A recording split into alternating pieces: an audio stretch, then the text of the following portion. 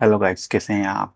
तो आज हम देखेंगे फंक्शंस क्या होते हैं। तो फंक्शंस दो तरह से हम बांट सकते हैं। फंक्शंस हमारे पास में है कि सबसे पहले तो मैं समझना पाया फंक्शंस क्या है। तो फंक्शंस क्या है? फंक्शंस एक कोड का ब्लॉक, जैसे कि किसी कोड को रीयूज करना है तो उसका हम ब्लॉक बना के रख सकते हैं साइड से, और उसको डिफाइन करने के बाद उसको कॉल करके यूज कर सकते हैं। ठीक है, उसी तरह से पीएचपी की लाइब्रेरी के अंदर पहले से बहुत तरह के फंक्शन बना के रख दिए गए हैं। उन्हीं फंक्शंस को हम क्या करते हैं, कॉल करते हैं और यूज करते हैं। ठीक है, तो उन फंक्शन को हम कहते हैं प्री डिफाइंड फंक्शंस। ठीक है, प्री डिफाइंड, जो पहले से डिफाइंड है। ठीक है, और एक होते हैं यूजर डिफाइंड। यूजर डिफाइंड, जो हम डिफाइन करेंगे। ठीक है, तो इस तरीके से फंक्शन की दो कैटेगरी। प्री डिफाइंड फंक्शन कौन से? जैसे आपने प्रिंट का इस्तेमाल किया। पीएचपी टैग ओपन कर लेता हूँ, पीएचपी ओपन। तो प्रिंट, ठीक है, प्रिंट फंक्शंस। इसके अलावा हमने स्ट्रिंग साइज, लेंथ और वर्ड काउंट, नंबर चेक, ये सारे फंक्शंस हमने इस्तेमाल किए हैं। तो आपने देखे होंगे कि फंक्शंस क्या होते हैं, हमारे प्रीडिफाइंड फंक्शंस हैं। ठीक है, तो उसी फंक्शन को हम कहते हैं प्रीडिफाइंड। ओके, ये हमारे होते हैं प्रीडिफाइंड फंक्शन। सो ये काम नहीं, ये मेरा प्रीडिफाइंड फंक्शन। ओके, ऐसे बहुत सारे हैं जो पीएचपी की लाइब्रेरी बना कर दिए हैं। वहाँ जाके लाइब्रेरी की स्ट्रक्चर में हम पीएचपी की वेबसाइट पे जाके वहाँ के सारे फंक्शन को हम देख सकते हैं। ठीक है, तो अभी हम देखते हैं कि फंक्शंस यूजर डिफाइन कैसे काम करता है और उसकी जरूरत क्या पड़ती है। तो सबसे पहले मान एग्जाम्पल के लिए हम लेते हैं कि हमारे पास में पेड़, एक वेरिएबल है। ठीक है, और एक वेरिएबल हमारे पास में बी है। इन दोनों का सम का एक फार्मूला बनाते हैं हम, सम टू वैल्यू, ये फार्मूला बना है। ठीक है, और इसको हमने इधर डिस्प्ले किया। ठीक है, डिस्प्ले करने के बाद इसका आउटपुट आप देखेंगे कि आपका आउटपुट इसका ब्राउजर पे दिखता है कि पेज पे इसे इधर रन नहीं कर रहे हैं। तो देखिए यहाँ पर इस तरीके से मेरे पास में पटेल आंसर आया। बट मैं चाहता हूँ कि इस फॉर्मूले को मैं दोबारा यूज कर पाऊँ। ठीक है, तो इसी इसी के लिए हम क्या बनाते हैं, हम बनाते हैं फंक्शंस। ठीक है, इसके लिए हम बनाते हैं फंक्शंस।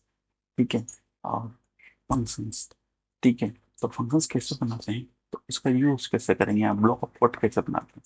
तो हमें क्या बताना होता है कि रेंज बताना होती है कि इस सीरियल से इस सीरियल तक। ठीक है, तो मान लो मुझे फंक्शन का प्री डिफाइंड कीवर्ड होता है इसका, फंक्शंस का ये।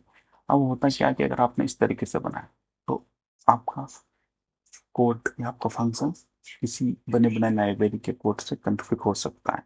तो कॉन्फ़िग होने की प्रॉब्लम के लिए आपको क्या करना होता है, एक तरह का यहाँ पर प्रीफिक्स लगाना होता है। प्रीफिक्स, तो आप अपने प्रोजेक्ट के हिसाब से कुछ भी प्रीफिक्स दे सकते हैं। मैं देता हूँ एक्स वन से, जो भी आपका प्रोजेक्ट होगा। तो इस केस में क्या होगा, कभी कॉन्फ़िग नहीं होगा। ठीक है, तो अब देखेंगे कि इसका यूज कैसे हो रहा है। नॉर्मल तरीके से मैं यहाँ पर दो दर्शाएंगे, तो आप देखेंगे कि किस तरीके से यहाँ पर काम कर रहा है। ठीक है, और यहाँ पर ये इस तरीके से आपको आउटपुट देगा। ठीक है, ये आउटपुट इसने सेम दिया, बट इसका मैं रीयूज कर सकता हूँ कैसे, वो भी क्या। तो यहाँ पर मुझे क्या मिल रहा है, यहाँ पर मुझे 30 और यहाँ पर मैं 50 दे रहा हूँ। ठीक है, तो ये मेरा क्या हो रहा है, कोड का रीयूजेबल हो रहा है। ठीक, तो देखेंगे आप। और इसको डिफरेंस करने के लिए हम क्या कर सकते हैं, ये आप टेक्स्ट का इस्तेमाल कर सकते हो लाइन न्यू लाइन पर प्रिंट करने के लिए। ठीक है, इस तरीके से मैं यहाँ पर बिहार टिक लगा दी। ओके, और बिहार टिक लगाने के बाद यहाँ पर ही रिफ्रेश किया। यहाँ पर मैंने यहाँ, और मैंने यहाँ पर इसको रिफ्रेश किया। अब देख पा रहे होंगे कि इस तरीके से आंसर आया है हमारे पास में, और किस तरीके से काम कर रहा है। लेकिन हमने वैल्यू कहाँ पर दी, यहाँ पर दी, प्रिंट यहाँ पर है। ठीक है, तो मुझे उसी को ताकि यहाँ पर प्रिंट मानना पड़ेगा। ठीक है, इसके लिए आप देखेंगे कि ये काम कर रहा है। ठीक है, अब आप देख रहे होंगे कि ये मुझे इको करना पड़ रहा है। तो मैंने क्या किया, रिटर्न का यूज किया। रिटर्न हमें क्या करता है, वैल्यू को होल्ड करने के लिए देता है। तो आप इस तरीके से मल्टीपल जितना चाहे उतनी बार इसका इस्तेमाल कर सकते हैं। ठीक है? तो यहाँ पर आप देखेंगे तो नीचे अगर यहाँ पर मैं पहले से इको कर देता हूँ इस तरीके से, तो क्या होता, मेरे पास में ये चीज़ें रिपीटेड होती है। तो इसको भी प्रिंट किया और इसके बाद में भी इसने, ये देख लो ध्यान से भी, है ना, तो ये प्रॉब्लम आपके पास में होती। तो इसीलिए क्या हुआ, हमने रिटर्न, हमसे रिटर्न का उसका तो वैल्यू क्या होती है, अब आपके कंट्रोल में। जैसे मैं इसको कमेंट करता हूँ, ठीक है, तो ध्यान से समझते हैं कि वैल्यू रिटर्न से कैसे काम करती है और इससे कैसे काम करती है। तो इको किया, ठीक है, और यहाँ से इसको रिफ्रेश किया, तो ये 30 आपके पास में आया। बट अभी मैंने कोई प्रिंट नहीं किया है, ऑटोमेटिक आया। लेकिन मैं अगर रिटर्न कर देता हूँ, अरे रिटर्न, तो रिटर्न के केस में क्या हो रहा है देखेंगे। रिटर्न के केस में प्रिंट नहीं हुआ, डिस्प्ले नहीं हुआ। तो अब मैं इसको क्या कर सकता हूँ, किसी दूसरे वेरिएबल को असाइन कर सकता हूँ, सम, ठीक है, इस तरीके से। अब मैंने असाइन किया, अब मेरे पास में जो आंसर है वो इसके अंदर है, ठीक है। फिर मैं इसको यहाँ पर, इसको इस तरीके से यहाँ पर प्रिंट करूँगा, ठीक है। तो अब मैं यहाँ पे अपने हिसाब से कहीं पे भी इसको H1 या जो भी प्लेट में मुझे इसमें करना है, जैसे मुझे बड़ा दिखाना है, तो मुझे डिज़ाइन के अकॉर्डिंग यहाँ मुझे डालना है, मैं इसको असाइन कर पाऊँगा वहाँ पर और इसका इस्तेमाल कर पाऊँगा, ठीक है। और फंक्शंस के साथ, तो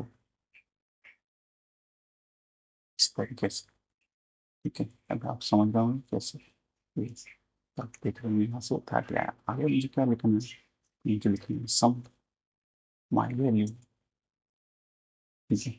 देख रहे हैं सम माई वैल्यू आएगा, ठीक है। स्पेस देना है तो यहाँ पर स्पेस दे दूंगा, ठीक।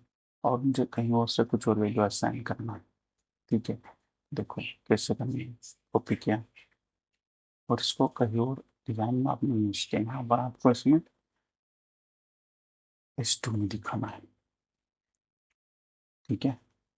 और PHP के अंदर हमारा लोकल वेरिएबल है, कॉन्स्टेंट नहीं ओवरराइड होता, लेकिन समझने के लिए अलग कर लेते हैं, कोई प्रॉब्लम नहीं है, ताकि आपको चीज़ें क्लियर रहे। यहाँ पर मैं वैल्यू को पास करता हूँ, 50 करता हूँ, यहाँ पर मैं करता हूँ 60, ठीक है। और वो समझ रहे होंगे आप, ऐसा मैं तो आप कमेंट करके पूछ सकते हैं। देखिए ये दूसरा हो गया इस तरीके से, तो ये यूजेबल होगा।